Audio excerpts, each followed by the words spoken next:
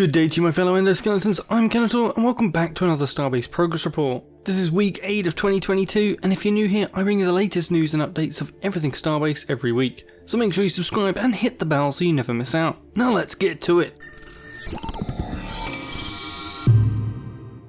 Larry has gone another week with near zero interaction with the community, which has become the new norm for him. With this and recent tweets looking for new hires for their fantasy games team, are we seeing them pivot away from Starbase slightly? Are resources being now focused into other games? Could this be why progress on Starbase has been so slow, in that its portion of Frozen Byte devs is smaller than we thought? It would certainly explain a few things. Well, despite this lack of activity, I do have a quote from RCFB on Discord. While I was asking about the recent addition of a legacy to the names of capital ship beams on the PTU, he said they are testing changing them to single object beams, since the current ones eat a lot of the object budget. For those that don't know, originally stations were made out of thousands of individual parts, and beam structures were groups of individual parts. So fast forward to now, and in our EBM module based stations and capital ships, these modules are still groups of many beam parts, and the object count limits still track each of these objects separately. With this move, the beam module will eventually become a single object or asset. This will be good for optimization,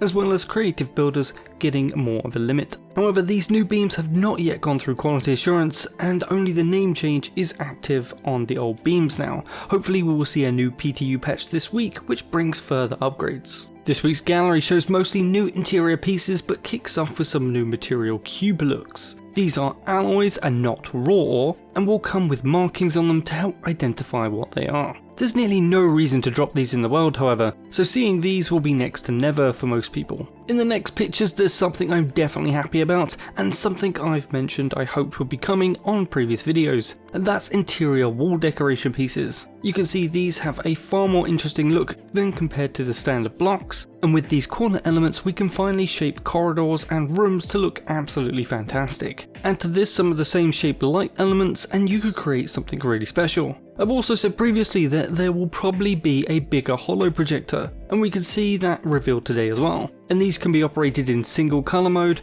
or a multicolour mode as shown in these other screenshots. I'm still holding out hope for a larger projector we can load ship blueprints into, but this will hardly be a priority, so I'm happy to wait for this. 2 weeks have gone by, so we're back to a general update for Starbase progress. So let's have a look at what features were completed recently, and please note, some or most of these features will not be on live and they will be in for testing on the PTU. Ship repair time adjustments.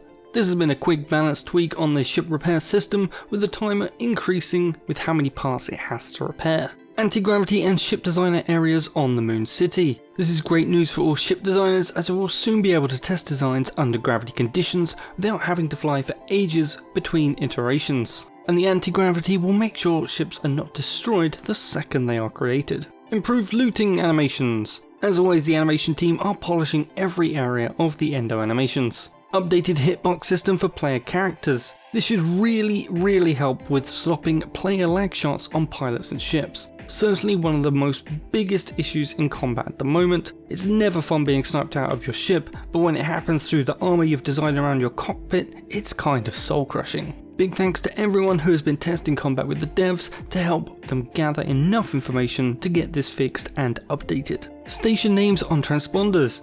This one seems like it should have been the default anyway, but certainly useless as well until the renaming of stations comes in. This was finished many weeks ago and is yet to still even be put onto the PTU. And lastly, fast deletion in easily bug mode. With just like fast placement, you can hold the right click to remove and just move along a line of parts for quick and easy removal. Jumping over to the new features started recently, and we have station area validity. We saw this in the Siege update last week, and we'll make sure that only valid areas of the station are included for capture in Siege. Outside of Siege however, this has no effect on stations. New item categories and sorting. With all the new items coming out, this was an inevitable change that would come. I'm sure we will all get used to it pretty quickly though. I hope, however, it does come with an alt-click method for the categories to isolate them, similar to how the layers work in the ship designer. I found myself wanting something like this since day one. With the Moon City getting anti-gravity zones, player stations are now also in the works to get them for the station zone.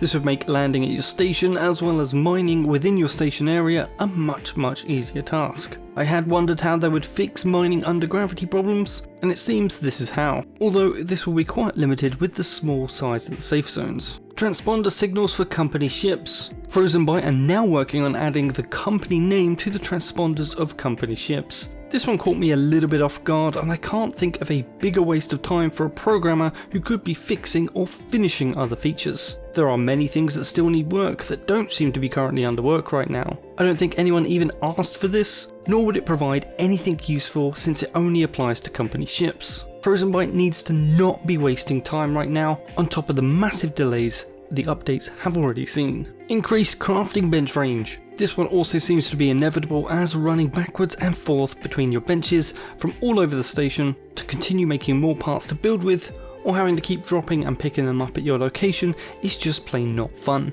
Moonbase degradation. This one's an interesting one that gives Moonbase PvP another target. Should a support block be removed or destroyed, the area it supported will eventually degrade and be destroyed. We see this in other building games, notably Valheim takes this to the extreme with parts falling off almost immediately if ground support is taken away. Although with an anti-gravity field being applied to player moonbases, does this even make sense? Let me know your thoughts in the comments below. And that's it, you're all caught up for this week's Starbase news. Don't forget to come drop by my Discord or chip in to support the channel via donor box or YouTube memberships. All my monthly supporters are listed at the end of my videos and all get access to a supporter channel on my Discord as well as my eternal gratitude. As always, please do smash that like button, share this video with your friends and faction, leave a comment with any questions you want answers to, and I'll see you in the next one.